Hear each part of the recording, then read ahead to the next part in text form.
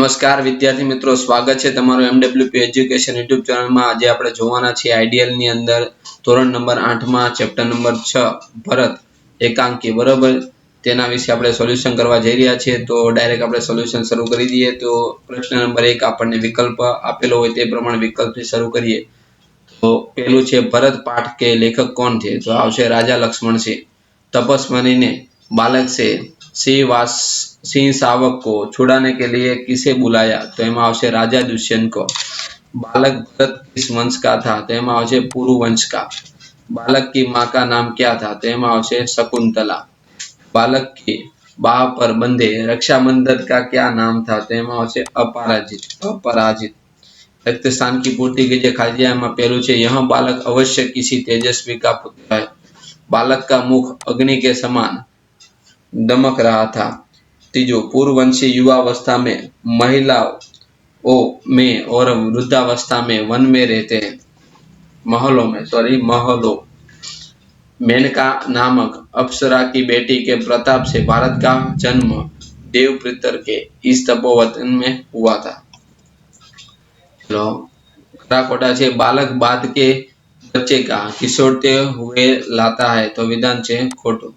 पहली तपस्विनी का नाम सुव्रता है, तो साचो। बालक भरत के हाथ में चक्रवर्तीया के लक्षण दिखाई देते हैं, तो विधान छे साचो। चलो एक एक वाक्य में उत्तर छे। एमां पहेलुं छे बालक किसे घसीटते हुए लाता है? तो बालक सिंह को बच्चे को घसीटते हुए लाता है। बालक सिंह के बच्चे का मुख खोलकर क्या करना चाहता है? उस सिंह के बच्चे का मुंह खोलकर उसके दांत गिनना चाहता है।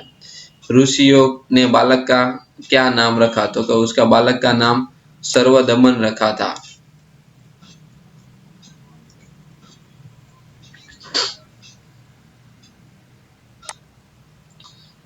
एना पछी आपणे चौथा नंबर में जोईए तो पेड़ की ओट में कौन खड़ा था? तो पेड़ की ओट में राजा दुष्यंत खड़े थे।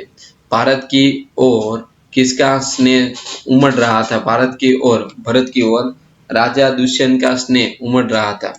सिंह शावक को छोड़ने के बदले में तपस्विनी क्या देने का वादा किया? तो सिंह शावक को छोड़ने के बदले में तपस्विनी खिलौना देने का वादा करती है।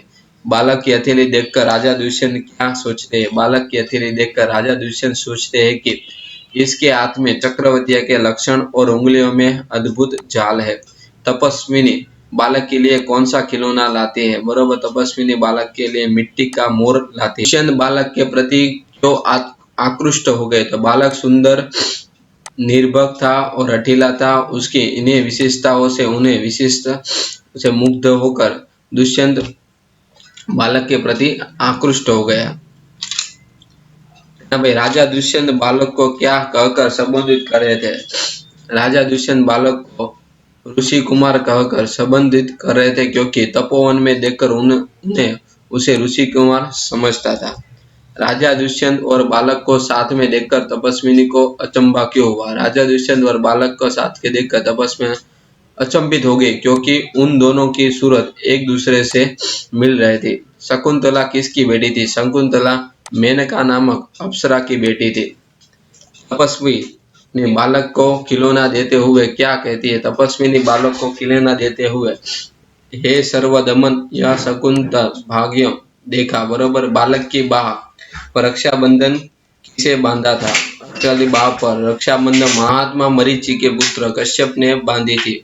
ऋषि कश्यप किसके पुत्र थे? महात्मा मरीचि के पुत्र थे। ऋषि कश्यप ने रक्षाबंधन के क्या गुण बताए? तो रक्षाबंधन के बारे में बताया था कि यदि यह कभी धरती पर गिरे पड़े तो उसे बालक के माता पिता को छोड़कर किसी दूसरे ने उसे उठाया तो वह तुरंत सांप बनकर उसे डस लेगा।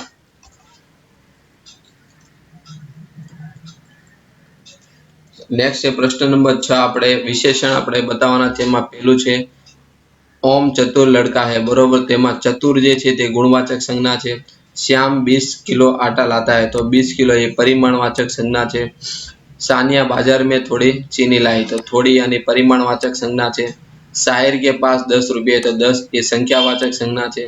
कुछ लड़के उद्यान में खेल रहे तो कि कुछ ये संख्यावाचक संज्ञा है।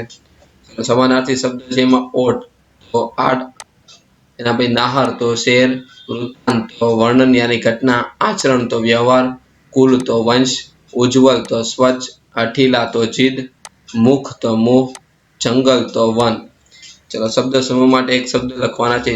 તપ करने वाली स्त्री यानी तपस्वी, तप का दमन करने वाला सर्वदमन, समुद्र तक पृथ्वी को जीतने वाला चक्रवर्ती, जिसने अपनी इंद्रिय को जीत लिया है वो जितेंद्रिय। लिंग परिवर्तन આપણે પ્રશ્ન નંબર 9 માં લિંગ પરિવર્તન કરવાનું છે। જેમાં પહેલું છે સુતા, સુત यानी સુતા, પ્રિય તો પ્રિયા, આચાર્ય તો આચાર્ય, भवदीय तो भवदया, छात्र तो छात्रा, शिष्य तो शिष्या, मोर तो मोरनी, ऊंट यानी ऊंटनी, पुजारी तो पुजारी, पड़ोसी तो पड़ोसीन, गुरु तो गुरुए, डिब्बा तो डिबिया, नायक तो नायिका, हिरन तो हिरनी और शिक्षक तो शिक्षिका। चलो हवे सूचना अनुसार આપણે લખવાનું છે કે નિમ્નલિખિત વિશેષણો का वाक्य में प्रयोग करवानो છે। बराबर એમાં પહેલું આપેલું છે સુંદર, તેના પ્રમાણે તમારા વાક્ય બને છે हमें वहां के सुंदर उद्यानों को भी देखना चाहिए। मेहनती બીજું આપણને વિશેષણ આપેલું છે મહેનતીના આધારે અહીં વાક્ય લખેલું છે। એ રીતે ચાલક તો શંકર ચાલક લડકા था।